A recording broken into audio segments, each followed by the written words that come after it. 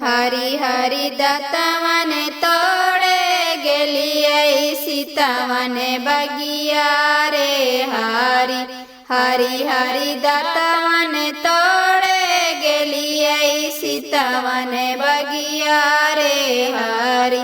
हरि हरि दातावन तोड़ते सासुर देखलन रे हरि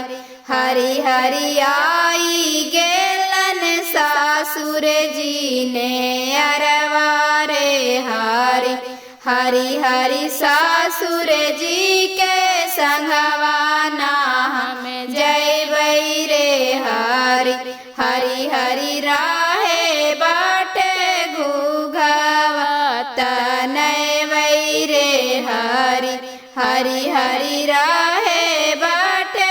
घुघवा तनबै रे हरि हरि हरि दत्तवन तोड़े गेलिए सीतावन बगिया रे हरि हरि हरि दातावन तोड़ते भैंसुर देखलन रे हरि हरि हरि आई गेलन भैंसुर जी ने